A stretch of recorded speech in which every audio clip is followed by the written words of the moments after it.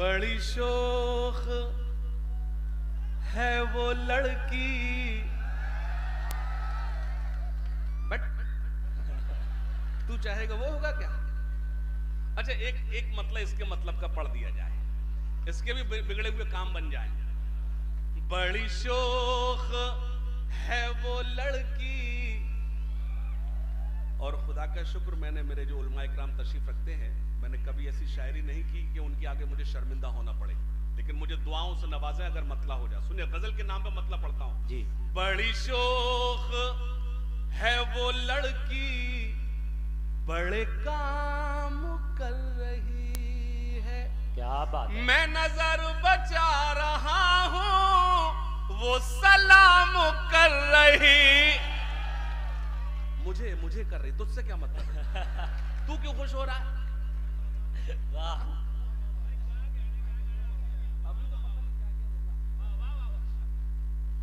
हाँ देखिए, इसको कंट्रोल में रखो। ऐसा ना हो चेयरमैन साहब, कल आपको कई लोगों को भेजना पड़े। सीएमओ से आज ही बात कर लीजिएगा, सीएमओ साहब से। इस भैया, ओए ये कहां टहलने लगा? एक शेर में इतना असर होकर चक्कर लगाने लगा। बड़ी शोख है वो लड़की, बड़े काम कर रही। मेरे पास स्टेज पर 2 बार चाय आई। कितनी बार? पूछो जो भाई चाय लाया उससे पूछो। मैंने चाय नहीं पी, सिर्फ इसलिए कि चाय आप तक नहीं पहुंची थी। जितना चाय का हकदार मैं था, उतना ही आप भी। मैंने पूरा दोस्त होने का सबूत दिया है, आप भी दोस्त होने का सबूत दिया। मतलब पढ़ता हूं, मैं नजर बचा रहा हूं, वो सलाम कर रही है। वो कभी नजर उठा के, ये वो नहीं है।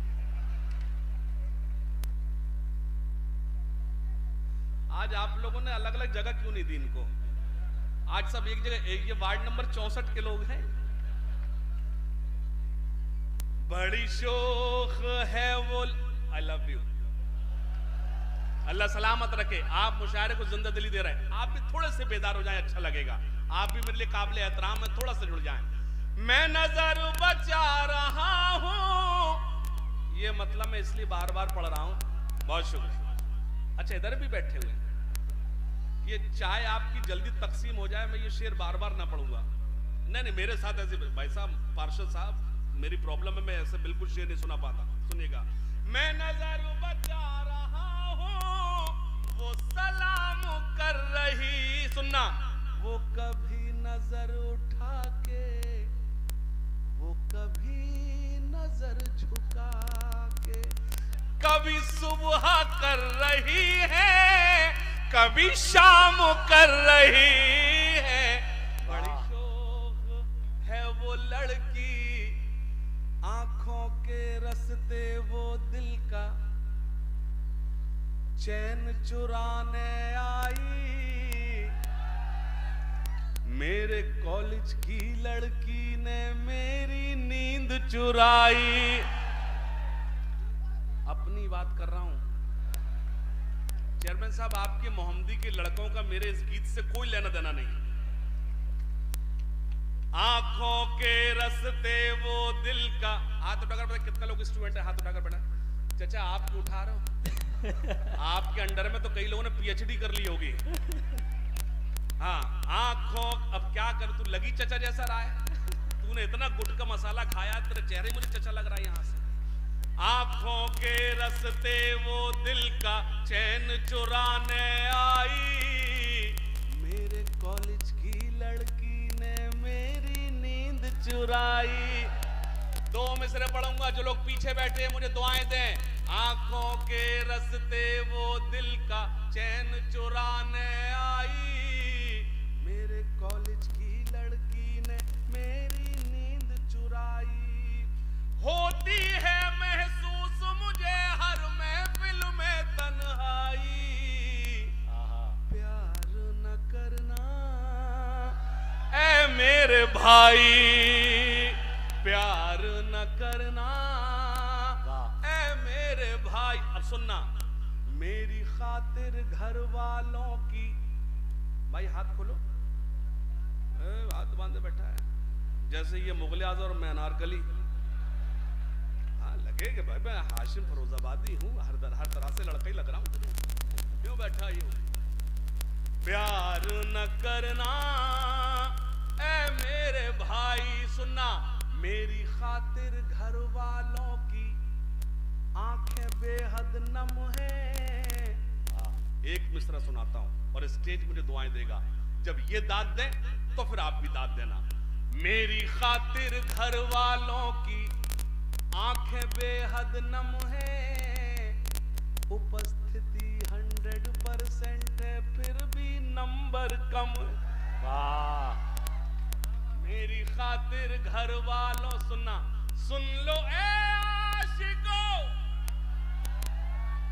मौत से मत डरो, याद रखे जमाना कुछ ऐसा करो। चौथी लाइन पे अपनी मोहर लगाना मोहम्मदी वालों, बहुत अदब से गुजारिश करता हूं, मुझे कुछ नहीं कहना है, हमें किसी का सर्टिफिकेट नहीं चाहिए, हम इस मुल्क से कितनी मोहब्बत करते हैं हम बताते हैं। और सुन लो ए आशिको, मौत से मत डरो, याद रखे जमाना कुछ ऐसा करो। रुख मोहब्बत का तुम अब जरा मोड़ लो, लड़कियों पर नहीं अब वतन पर मरो। लड़कियों पर नहीं अब वतन। मुझे इल्म है कि आप ये सुन चुके, खास तौर 4 मिसरे और पढ़ता हूं। इस मुशायरे की जरूरत है मोहम्मदी वालों, बेदार होना। लड़कियों पर न मैं जापान वाला हूं। बाबा जब तक सब बाबा नहीं कहोगे लाइन नहीं पड़ी जाएगी।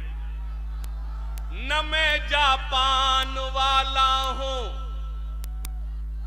न पाकिस्तान वाला हूं। तालियां कमजोर हैं, एक बार दोनों हाथ खड़े जोरदार तालियां मेरी ताईद करें।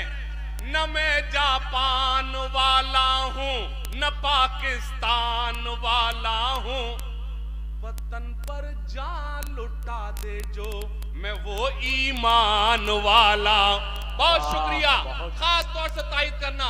न मैं जापान वाला हूं, न पाकिस्तान वाला हूं, वतन पर जान लुटा दे जो मैं वो ईमान वाला हूं। इसी आबो हवा में सांस लेता हूं मैं सदियों से, इसी मिट्टी का बेटा हूं मैं हिंदुस्तान वाला हूं। इसी मिट्टी का बेटा हूं मैं हिंदुस्तान वाला हूं। इसी मिट्टी का बेटा हूं मैं हिंदुस्तान वाला हूं। आदरणीय चेयरमैन साहब बैठे, खुदा का शुक्र है, लोग मुझसे पूछते मैंने कमाया क्या है। कोई कहता है कि मैं उर्दू का शायर हूं, कोई कहता मैं हिंदी का कवि हूं। मोहम्मदी वालों, ना मैं हिंदी का कवि हूं, ना मैं उर्दू का शायर हूं, मैं हिंदुस्तानी जबान का शायर हूं। क्या मैं मोहम्मदी में खड़े होकर देशभक्ति नहीं सुना रहा हूं। आप यूट्यूब पे सर्च करो, मुझसे एक मुल्क पूछता है कि आप हिंदुस्तान में कैसा महसूस कर रहे हैं। अगर मैं हिंदुस्तानी मुसलमान होने का सही जवाब दिया हो तो मेरी तायद करना। मैंने कहा कि मैं हिंदुस्तान में ठीक वैसा महसूस कर रहा हूं जैसे एक बेटा अपनी मां की आगोश में अपने आप को महसूस करता है। क्या कहने, वाह। खास तौर से सुनना, ये भैया इसको बिठाओ, अल्लाह करे जिस काम से जा रहा नाकाम हो जाए।